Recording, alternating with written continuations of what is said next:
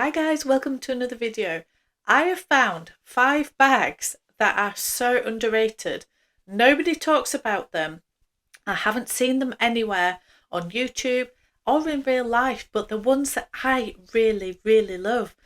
I don't own any of them. They're all going on my wish list. So I'm going to share them with you. They are stylish, they are light, they are readily available, they are reasonable value for money. So why are they under the radar? Let's find out. So the first bag I want to talk about is the Caro bag. Now this is from Dior. I tried this on about a couple of weeks ago, and then I've been back to Dior since then. I've tried it on twice and I have no idea why I have not tried this bag on before. Honestly, it is super nice. I'll do some cutaways here. The quilting on it, the canage pattern on it, it's so Dior, but it's so understated. And the leather is beautiful. It feels beautifully made, but it's very light. It's got a beautiful chain handle that you can actually take off should you wish. I suppose you can make it into a clutch, or you could add a different strap or something. It is beautiful. It's adjustable, not massively adjustable, but it becomes crossbody. And I have a really big thing, particularly with Dior, make the straps crossbody or make them available to be crossbody. Some of them, even on the longest setting, are so short. Anyway, this one's actually a good one. Colours, the one I tried on was like a nude. It had like a very beigey pinky undertone. It wasn't for me. It's a beautiful colour. It just washes me out. I just couldn't style that colour. I just couldn't. So it's not the one I would go for. I haven't seen it in the flesh, but I know there's a dark like navy blue, and I think it's got gold hardware with it. I'm just having a navy blue moment. I just am. I think that one would be the one I would go for. It's beautiful in black, but I've got a lot of black bags. So I think the navy blue would be absolutely beautiful. Why is it so underrated? Nobody talks about it. It's not a trend driven bag. It's becoming one of Dior's classic bags. I believe it's been out quite a while now, and I think it's done reasonably well for them, but it's so under the radar. It's not all over social media. It's not, I think it's because it's more of a classic style. It's not trend driven. And I love that. I love that it's under the radar. But yeah, it's never been on my radar until now. So that is my first one. I love it. So if you guys watched any of my London vlogs, and I will link them up here or down below, honestly, I fell in love with a Prada bag. I've never been a Prada lover. I don't own a Prada bag and never have. But this one, this is I think it's just called the Hobo bag. And I'll put, again, some cutaways here. I was blown away by how nice this was. Now, I think it's expensive for a Prada bag because, again, we have that brand snobbery, don't we? Where we think that Prada is this price category and Dior is this price category. And we could go on and on and on about Chanel. That's a whole other video that I have done. Check that one out about the price increases. But yeah, this Hobo bag is the same price as the Caro bag in Dior. So for me, it feels really expensive, but it's a much bigger bag. There's a lot more leather to it. So yeah, I don't know. I need to get my head around whether that's a good price or not for Prada. However, the bag was beautiful. And again, nobody's talking about it. So many people are talking about the crystal bags, the nylon bags still in Prada, but particularly the crystal bags. The gold range that's just come out, the Saffiano leather, the little mini bags. I'm loving the bigger bags again. The hobo style, I'm just a little bit obsessed with them. And yes, this Prada one, we've talked about, I've seen on quite a few different people's channels, the leather tote bag that's just come out, which is the little square boxy one. I think there's a bigger one as well. But no, the hobo bag, I haven't seen it anywhere else other than in store in Selfridges. When I tried it on, I haven't seen it on anybody else at all online. I haven't seen a video about it. I haven't seen it on Instagram. I haven't seen it in the flesh on anybody else other than when I tried it on. It is so under the radar, so underrated. and it is a beautiful, practical, in the realms of luxury. It's an affordable. It's not affordable. It's a reasonable price. I still think it's expensive for Prada, but they're readily available. Again, there's nothing. Yeah, they're not sold out. They're really under the radar. So check that one out. The third bag that I want to talk about is the college bag. Now, I've started talking about this one. This is the YSL, the Saint Laurent. And I've been looking at the Lulu bag for quite some time now. I've tried on I think it's the Toy Lulu. Again, I'll put some pictures. I started to think actually for a little crossbody bag, it's a really, really good one.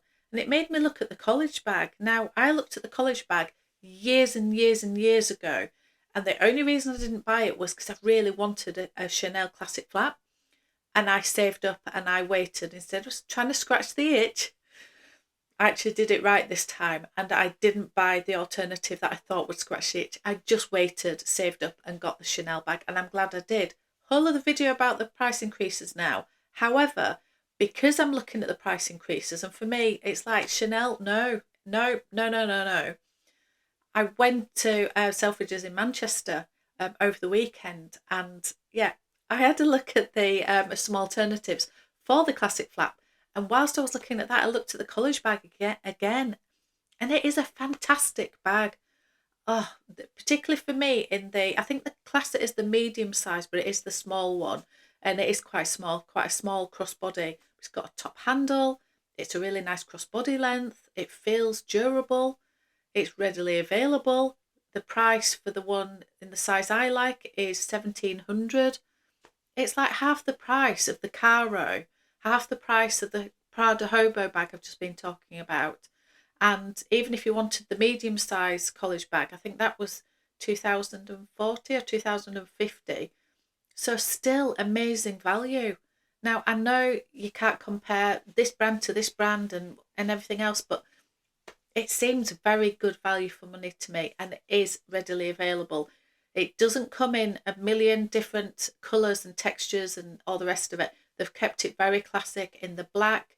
I think they used to do a grey. I don't know if they do anymore, which is a shame because, yeah, I'm a grey lover. But there's definitely the vintage Blanc, which is like a beautiful off-white. It's a very beautiful colour, so that would be a definite option for me. Or if not, just the black. And there's options of black with like a ruthenium hardware or with gold hardware. And I think there might be a suede version as well, or a velvet version. Anyway, there's not masses of variety because it's been out for years and years. But everybody's talking about the Lulu bag or the puffer. Is it the puffer Lulu, the puffer bag? There's so many other bags in YSL, and then everyone's talking about the eye care bag. Nobody talks about the college bag anymore. Now, whether that's been and gone, again, it's maybe why I'm a little bit more interested now, is that you don't see it everywhere, but it is a classic and it's beautiful. So, yeah, underrated, under the radar, nobody talks about it. I love it. And let's talk about Bottega. Bottega has been on and off my wish list forever. Forever. I've never bought one. I always want to, and there's always something else that I want more, or something stops me. However, the Jodie bag. Now, everybody talks about the mini Jodie. Everybody's now talking about the tiny little one. I forgot what it's called, but they've brought a new one out that's literally like this big. I don't get it. I don't get nano bags. They're not for me. However, the mini Jodie has been all over social media. It's died down a lot now, but it was crazy maybe a year, 2 years ago. Then they brought out the teen Jodie, which is a better size. But the one I really like, and I know it goes up in price because it's bigger, but it's either the small Jodie or the medium Jodie. Now, I need to see these in the flesh. I think I've seen the small Jodie, and I think I would even like the medium even more. And it's just a huge, I mean, it is the Jodie style, but it's just a huge hobo bag, and it is so soft. I think for even the big size, and it's huge, the medium is absolutely huge. I think it's around about 3,000, and I think the small Jodie, which is again a really big bag, I think is 2,700, around that price. So for me, that they are both well under the price of the Prada tote. Yeah, so that's why I struggle with the Prada one in the pricing of it. I think the bag is beautiful, but for me, if I was spending that amount on a hobo bag, I think I will go for the Bottega one. Although I've got my next choice, maybe an alternative as well. But anyway, the Bottega Jodie in the bigger sizes, completely underrated. I think the practical, the mini Jodie and the teen Jodie, you can only hold it like this. You can't put it on the crook of your arm. The teen Jodie sort of a little bit, but it's awkward. There's no strap. It's sort of you wouldn't use it as a pouch. It's a little bit, and it's a pain to get in and out of, because at least with the pouch, as in the massive clutch bag, at least it opens up properly. And I know it's not got a strap with it, but the Jodie, you sort of would have to put it under your arm anyway, or hand hold it, and then to try and get in it, the zip's underneath and it's really awkward to get in and out of. Whereas the larger size Jodies become, because of the size of them, they become so much more practical, and it's still very light and it's beautiful leather. So totally underrated. Nobody talks about them. Under the radar. I love them. And the last bag that I want to talk about is, again, it's from one of my absolute favourite brands of all time, which is Louis Vuitton. And I've not heard anybody talk about this bag at all. I've tried this on twice now and I adore it. And it's absolutely beautiful. So it is called the Carmel bag, the Carmel Hobo, and it's in the Mahina leather. Now, Nick, don't watch this because I know you don't like perforations, and this leather has perforations, but it's beautiful leather. It's so soft, but it feels durable. It's got something about it. Also comes in like I wouldn't call it a grey, it's like a greyish, like in between a beige and a grey, and it's beautiful. That's more expensive though than the normal black Mahina leather. So there's two different styles, with both same style, both different iterations of them. I think one is 3,400 and the other ones are 3,750. So there is a price difference.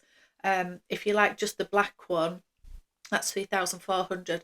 But I think there's a version that's like an ivory, but it's edged with brown. It's not for me at all.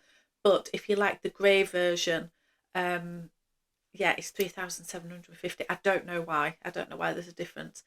But it's beautifully made. It's got like a plaited top handle.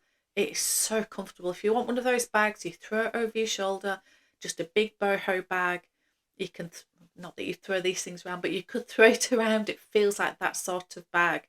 It's beautiful. And again, it's, yeah, for the black one, which is the one that I liked. I like the grey as well. But if I did go for the black one, 3,400, it's the same price as the Prada Hobo.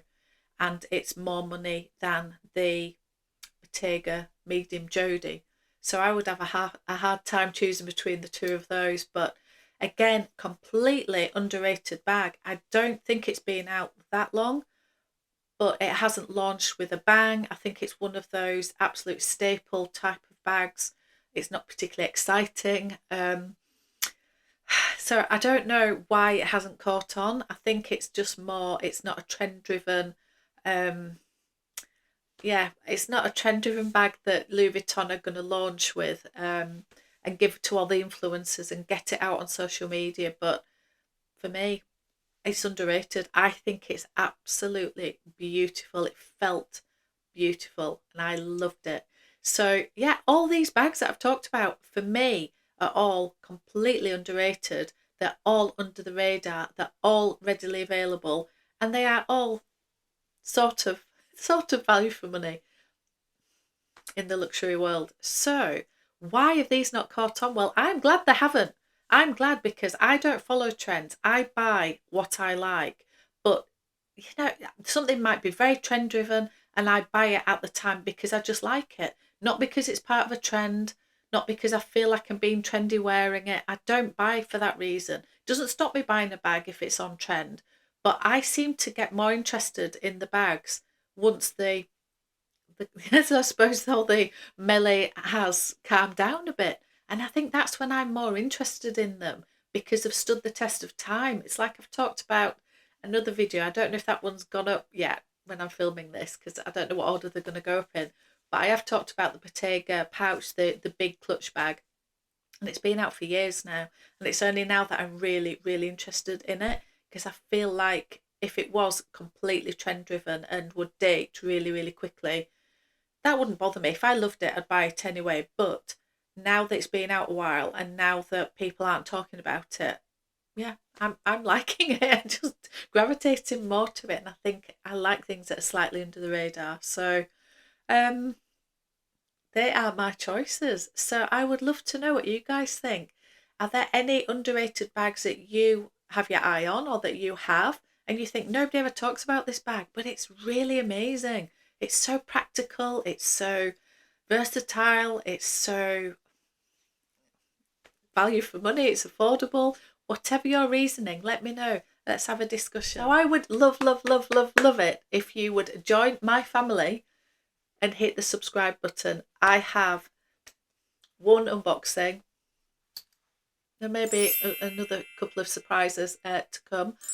And I'm not going to unbox my item until I hit 1,000 subscribers. So I've been banging on about this for far too long. So let's get it over with. Subscribe so I can unbox it and I can show you guys and I can start using it. So thank you so much for watching. I'll see you on another.